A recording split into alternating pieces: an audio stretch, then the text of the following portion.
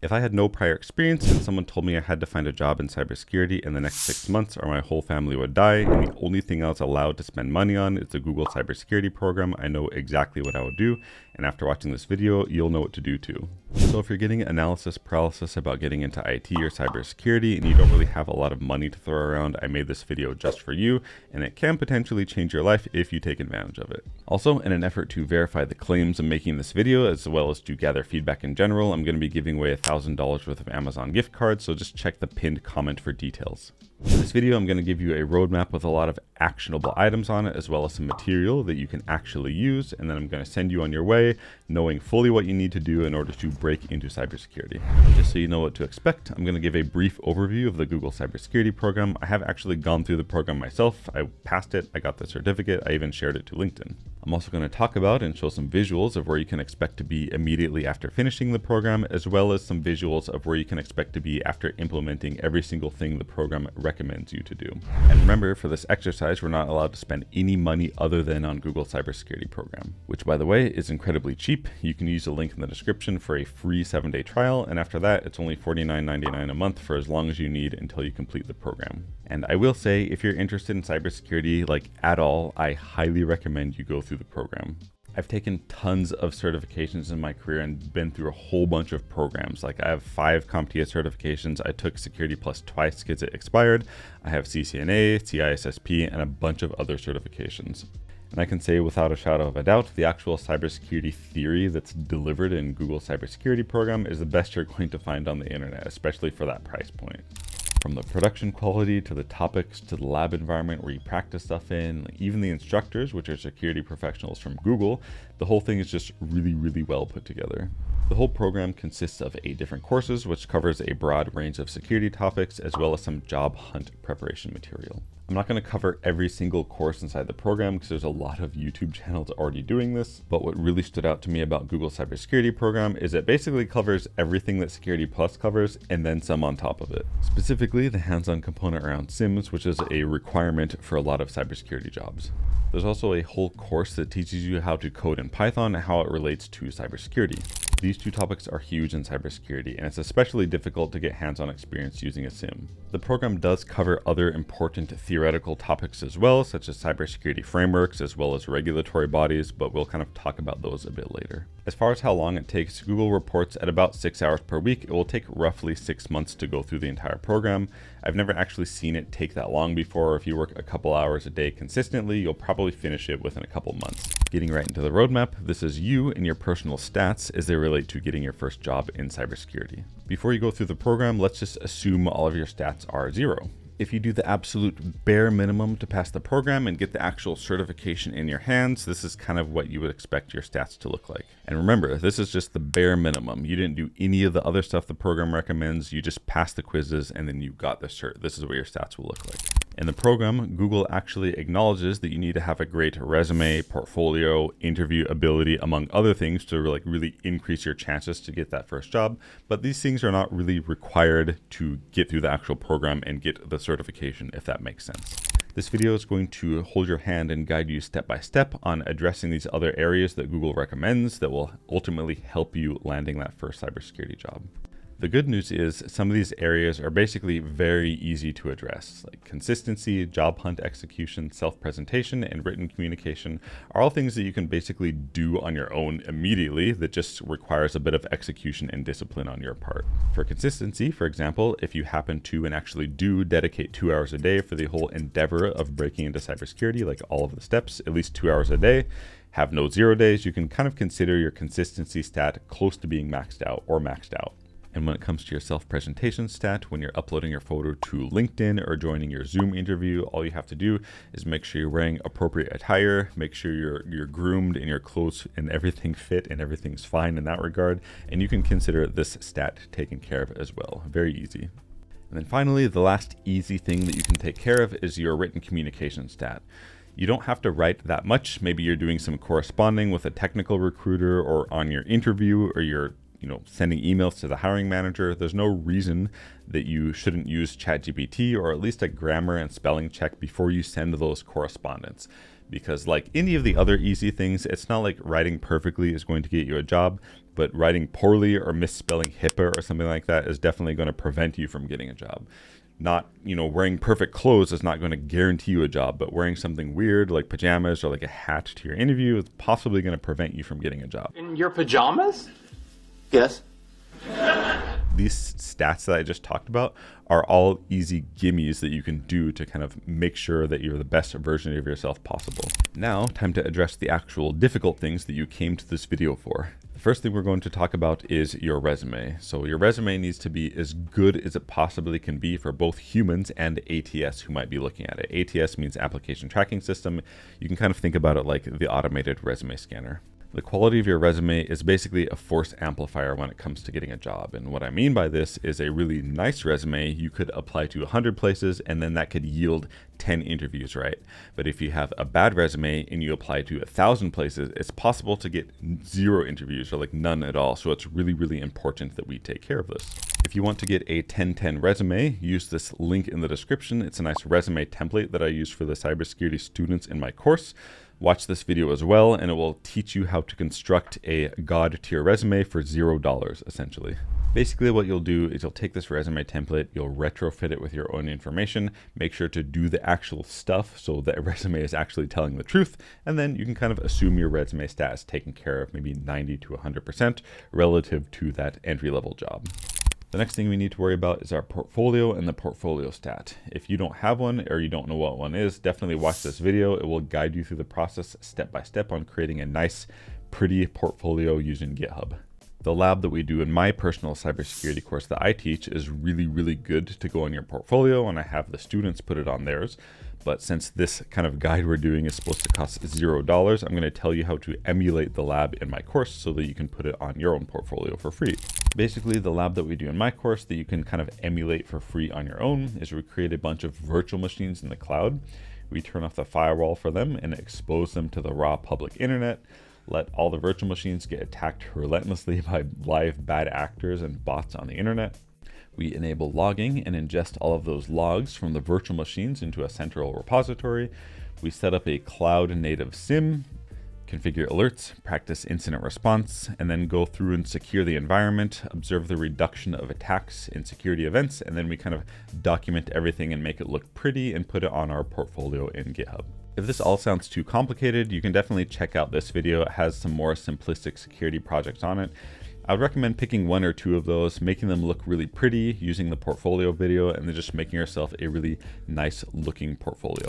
The portfolio can then go on your resume, but also more importantly, when you're in interviews and somebody asks you about something, it's possible for you to be like, oh, actually, I worked on a project with that. Do you mind if I share my screen with you and show you? And then you can show them your portfolio, and that's going to really, really impress your interviewer. Not only have I done this many times, I've actually told my students to do it, and they've done it as well, and it worked, and they ended up getting hired. So highly recommend making a really nice portfolio. Next up is the experience stat, which is one of the hardest ones to raise in cybersecurity because we kind of have this famous catch-22 scenario where we need experience in order to get experience, right? But there's a way to deal with it. The experience section that you see in the God tier resume template is actually what the students use in my course who have gone through the internship program, but you can actually emulate this on your own for free with a little bit of effort. Remember, since we're not spending money, so instead of actually going through the course, you can look at all the technology and stuff implemented in this experience section. You can go and do that stuff yourself and make sure you really learn how to do it and learn it like fully. Then you go and create a bunch of high quality content around it. Could be like shorts, like Instagram shorts, TikToks, make some long form YouTube content about it, put it on your portfolio, make some blog posts or something like this. And then on your resume, you could either open up your own company or just put content creator and then link to the stuff, maybe like a single link to a GitHub page that links to all of your other socials, and then talk about how you are, a security professional, like a security educator or something like this, cybersecurity content creator, something like this. And you can still list out those same technologies, your company name or content creator, and put it on your resume. This is way better than having nothing at all. And as somebody who hires people, if I saw this, I would be super happy to see it. And it's a great conversation point as well. Once you've taken care of this, you can at least consider your experience stat as well as your social network stat raised up at least a little bit, maybe like 50%, depending on how well you implemented this step. And just for the record, I've provided references for several people using this resume template with this exact experience entry, and I know for a fact that many of them have been hired. Getting into how to address your interview skill stat, the very first thing I would recommend doing is just start listening to the CyberWire Daily podcast right away, like every single day. This is a really highly produced, high quality, daily news cybersecurity podcast that will really help you keep up to date with the industry. It's almost guaranteed that an interviewer is going to ask you something like, how do you stay up to date with your industry? Or like, what is your favorite breach? Or they'll say something like, name 3 breaches that happened in the last 5 years or something like this. I've been asked so many variations of these questions so many times. It's basically guaranteed that someone is going to ask you this, and listening to this podcast is definitely going to help you answer that really well. I would also highly recommend listening to the Darknet Diaries podcast every single day, at least one episode until you've listened to all of them. Listening to these 2 podcasts over time is going to help you much more than you realize. Even the ads that's played in them is going to help you because they're cybersecurity centric. It's kind of magical, but listening to them enough and listening to cybersecurity professionals speak over a long period of time is going to improve your cybersecurity vernacular a lot, and you're going to be able to talk intelligently with interviewers, and you're going to sound comfortable, and it's going to help you a lot. I highly recommend listening to both of these going forward. You don't have to listen to like all of the CyberWire episodes because it's daily news, so just listen to those going forward. I do recommend listening to all of the Darknet Diaries episodes, however.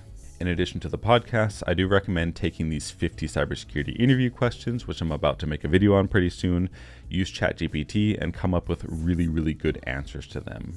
And then practice articulating your answers to these questions out loud continuously, maybe like 10 per day.